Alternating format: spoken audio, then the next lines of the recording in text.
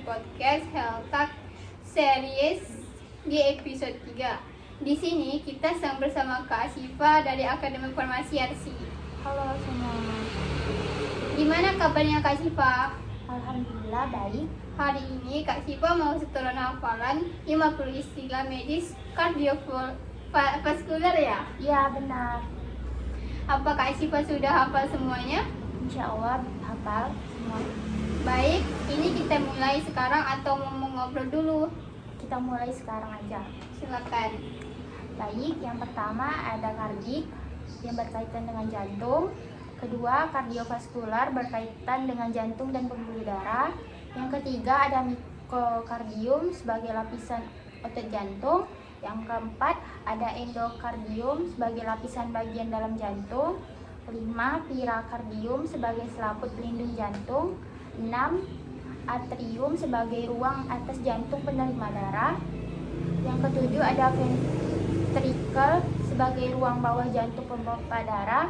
Yang ke-8 ada aorta sebagai arteri terbesar yang keluar dari jantung. Yang ke-9 ada arteri sebagai pembuluh darah yang membawa darah dari jantung.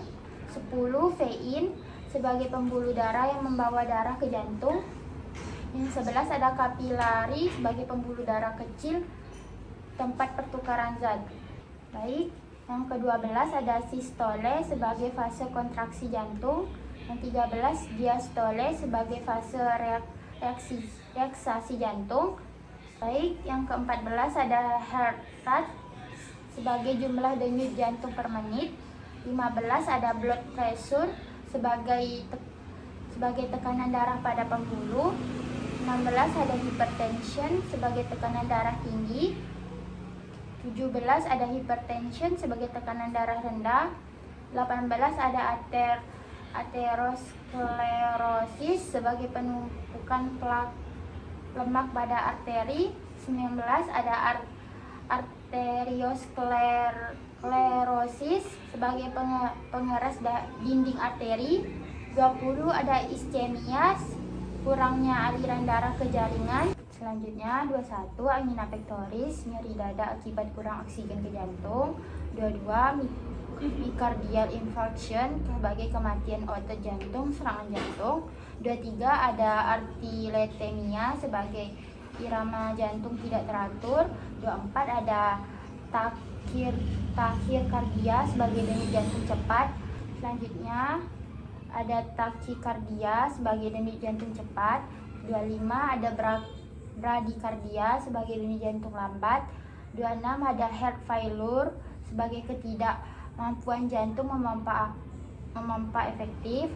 27 ada stroke sebagai gangguan aliran darah ke otak. 28 ada trombosis sebagai pembentukan bekuan darah dalam pembuluh. 29 ada embolis sebagai sumbatan pembuluh oleh bekuan berpindah. 30 ada hemostasis berproses penghentian perdarahan. 31 ada hemoglobin sebagai protein pembawa oksigen dalam sel darah merah. 32 ada eritrocyte sebagai sel darah merah. Selanjutnya 33 ada leukokile sebagai sel darah putih. 34 ada platelet sebagai keping darah untuk pembekuan. 35 ada plasma sebagai cairan pembawa komponen darah. 36 ada vasoconstriction sebagai penyempitan pembuluh darah. 37 ada vasodilation sebagai pelebaran pembuluh darah. 38 ada cardiac output sebagai volume darah yang dipompa jantung per menit. 39 ada pulse sebagai denyutan arteri yang teraba. 40 ada murmur sebagai bunyi abnormal pada jantung. 41 ada elektrokardiogram ECG sebagai rekaman aktivitas listrik jantung. 42 ada ekokardiografi sebagai USG untuk melihat struktur jantung. 43 ada coronary artery sebagai arteri pelayan darah ke jantung. Selanjutnya ada 4 venous rectum sebagai aliran darah kembali ke jantung. 45 ada peripheral circulation sebagai peredaran darah ke jaringan. Tapi 46 ada edema sebagai pembengkakan akibat penumpukan cairan. 47 ada cyanosis sebagai warna kebiruan akibat kekurangan oksigen. 48 ada hipoksia sebagai kekurangan oksigen pada jaringan. 49 ada hiperlipidemia sebagai kadar lemak darah tinggi.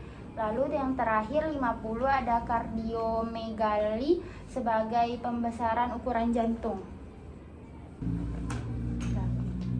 Baik, sekian. Terima kasih untuk podcast hari ini. Semoga hafalan Kak Syifa bisa membantu ya. Ya, sama-sama. Bye-bye.